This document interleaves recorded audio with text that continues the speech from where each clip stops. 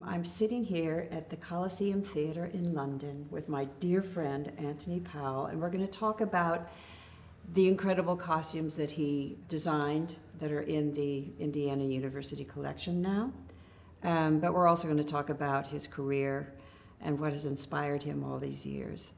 And Anthony, thank you so much for doing this. Oh, it's such a pleasure to see you. I have had such a joy of doing 3 major productions with you, 101, 102 Dalmatians, and Sunset Boulevard. Right. And in this collection are all those costumes. So And it's a lot of stuff. a lot of stuff. But before we talk about it, our experience, I want you to talk a little bit about where you were born, how you grew up, and really what made you want to be a costume designer. Can you give us your early history? I was born in a suburb of Manchester called, it's one of those joke English names like Ashby de la Zouch, and it's called Chorlton cum Hardy.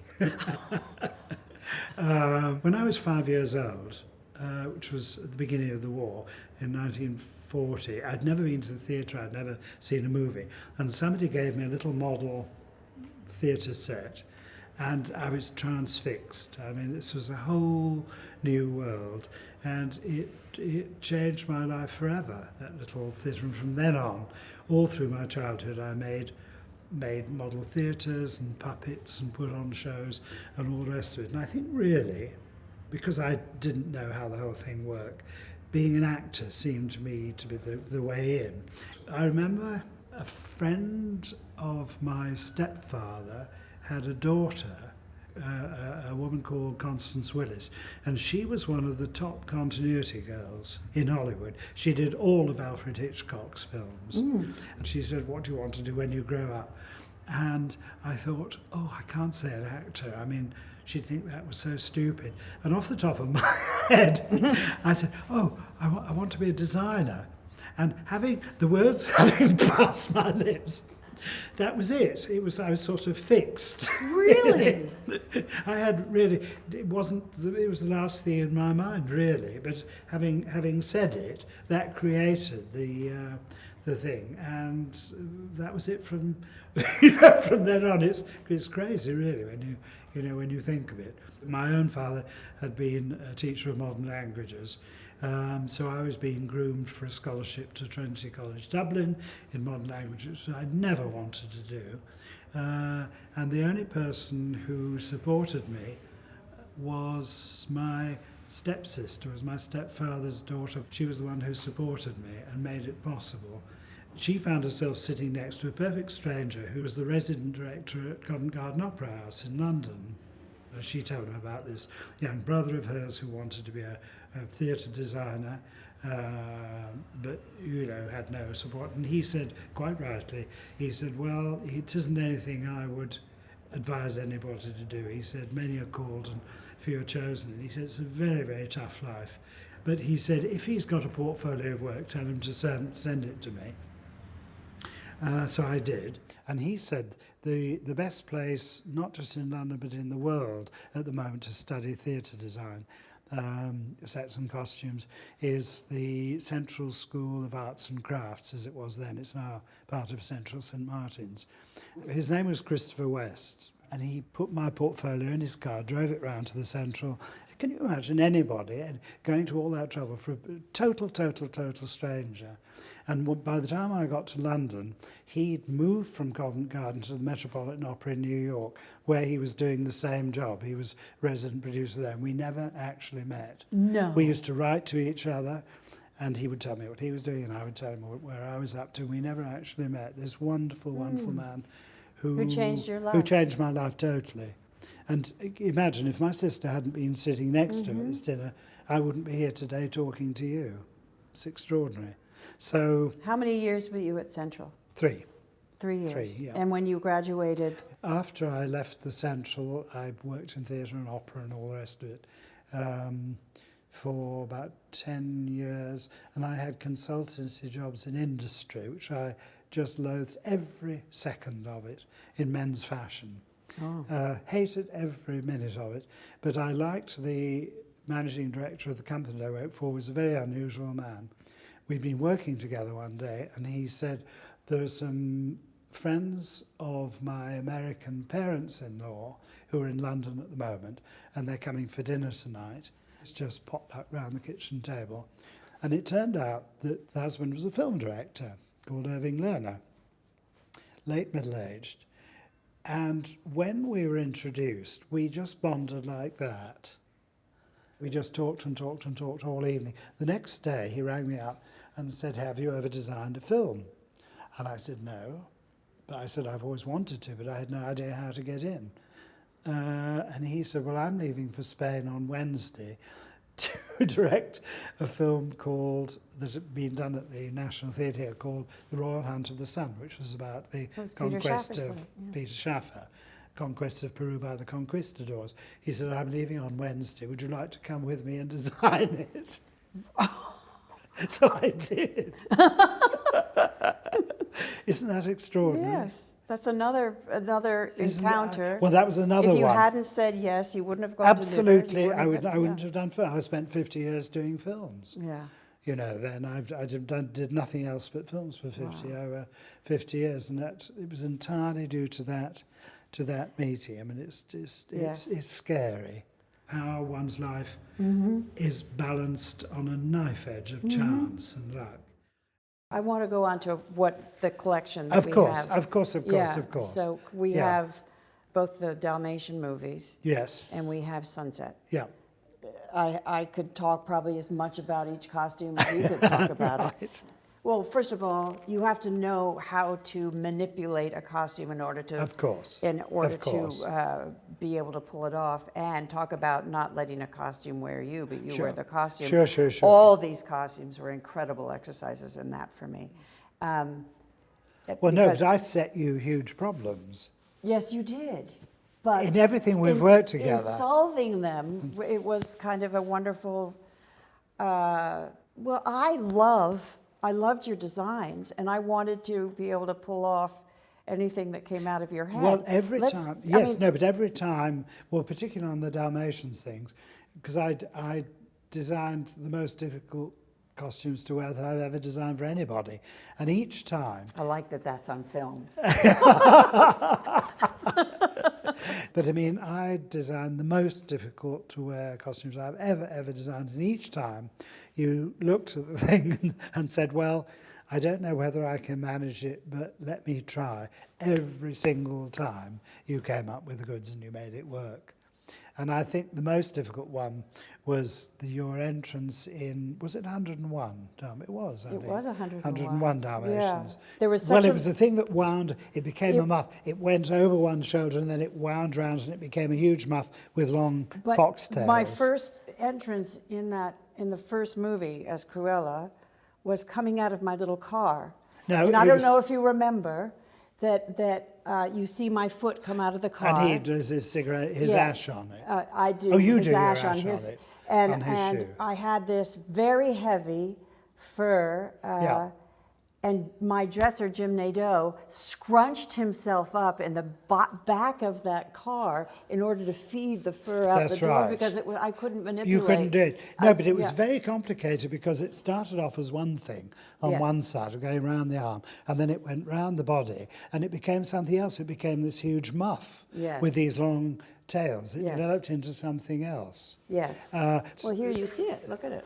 No, there we are. Yeah, there we are. This was... Oh, that's right. It went over. It started there and it went over there and round the back and then became a muff with these long foxtail thing that trailed behind you. Yes. So I had my cigarette. And your red cigarette I had the muff. I had and you said, let's see if you could get out of a sports car.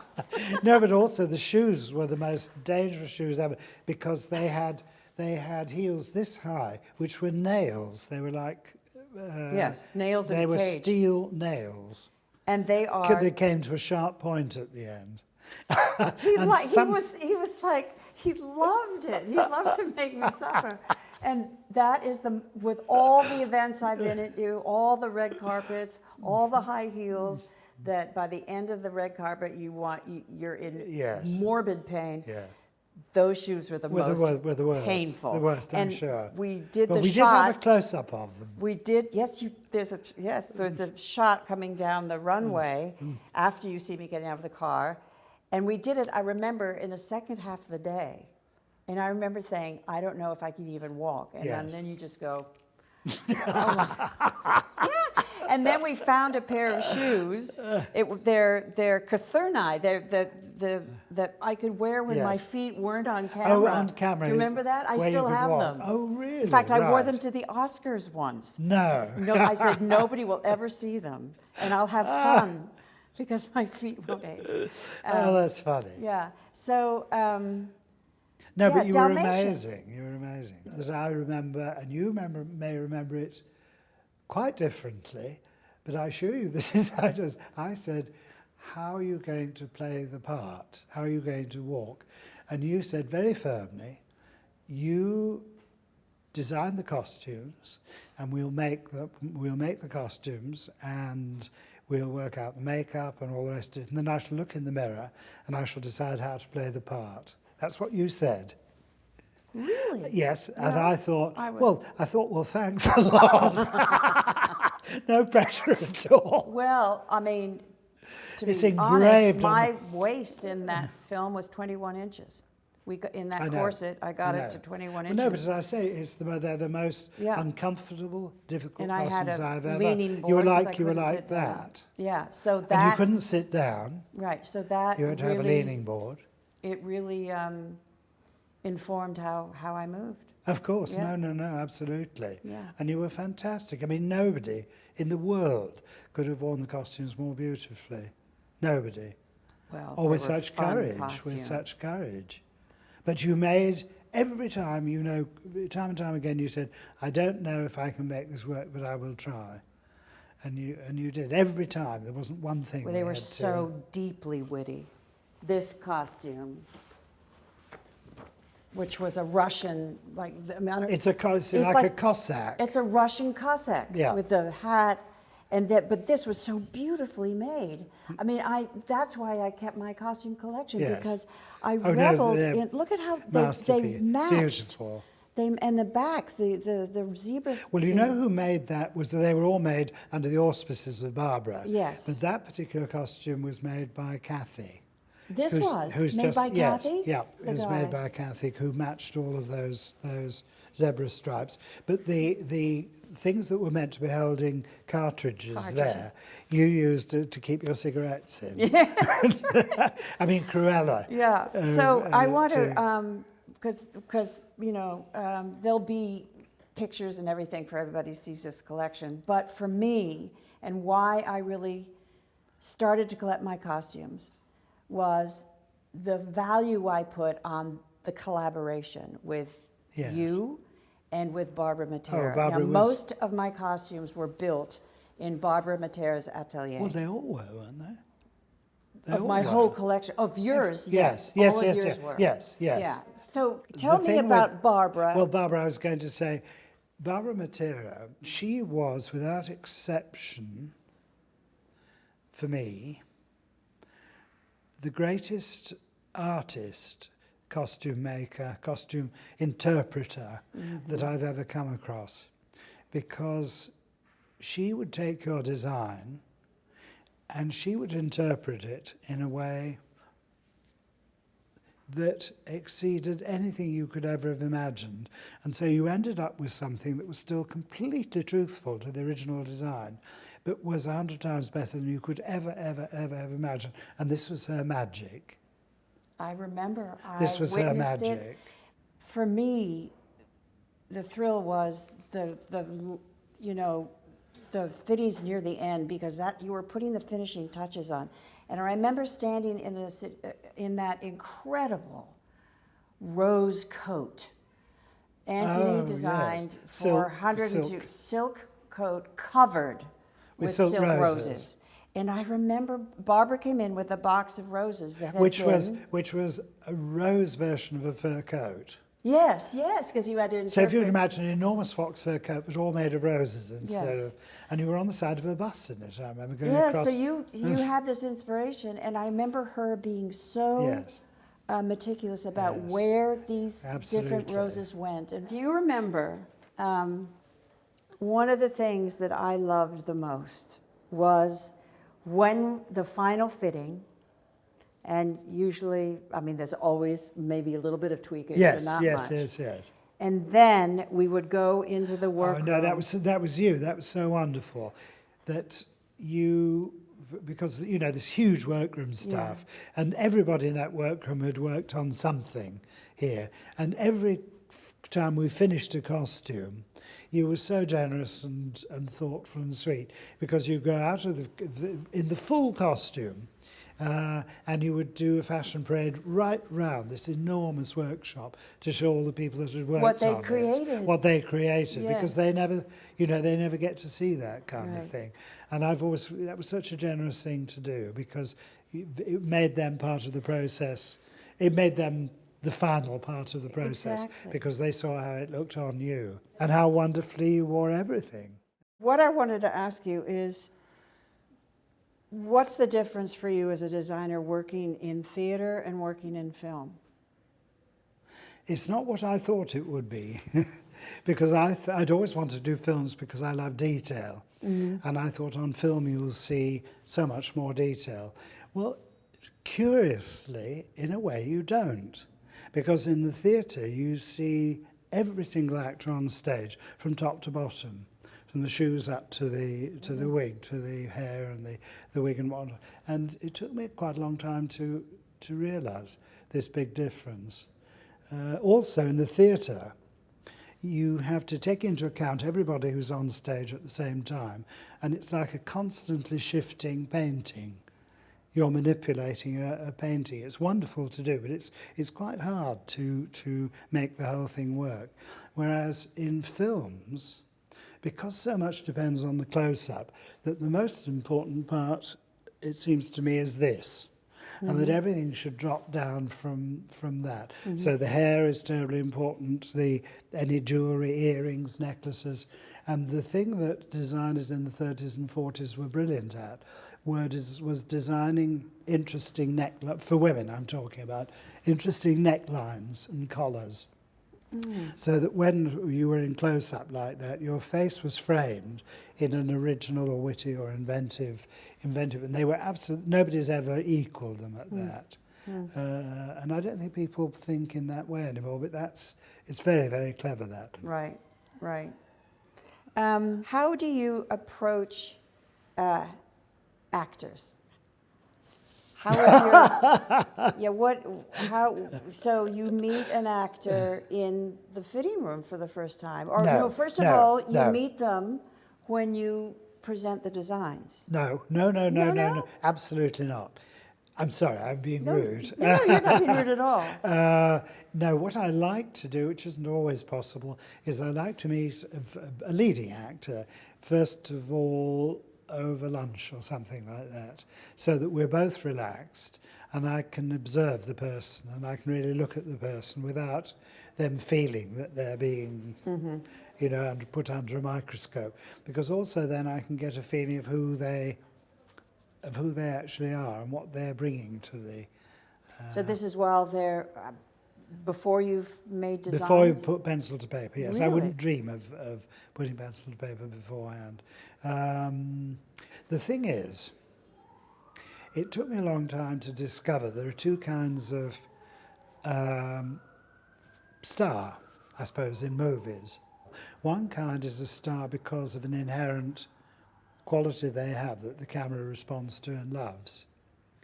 And the second kind of actor is the kind that's most rewarding to work with, who are the ones who love transforming themselves each time. And they're wonderful. They're wonderful to work with and thrilling. But I like to meet actors for the first time over a meal so that I can observe them without them feeling that I'm giving them the once-over, so that I can see what they're bringing to the role. You know, being in the very beginning of all those costumes, I tried to get the costumes as much on camera as possible. because when it's not on camera, it's a shame. Yes, yes. And I remember Jim Atchison, when I did the Dangerous Liaisons, begging me to show a shoe. So Yes. if you see You that, never see feet. I'm at my dressing table, No. and he said, what do you want the audience to see? He said, the shoe. So I kind of go like that. No, to but you see see, the you shoe. were talking earlier about the difference between design for the theatre and films, that in the theatre you always see the shoes. Yeah, right. And so I've always spent months designing a beautiful picture, and you never see them on Not- film. yeah. Never. I just want to ask you, if somebody wants to be a designer, Don't. advice. Yeah. No, I'm perfectly serious, because kids ask me all the time, how can I become a costume designer? And I give them the advice that I was given, which is don't. And it didn't put me off, so if they're keen enough on it, they won't take any notice and they'll go ahead and do it. It's as simple as that. Everybody told me that. That's what I say to actors who come up to me, because it's Just so don't. hard. Just say, just act however you can. Yeah, because it's very simple. You know, I say to people, is there anything else in life you could actually bear to do?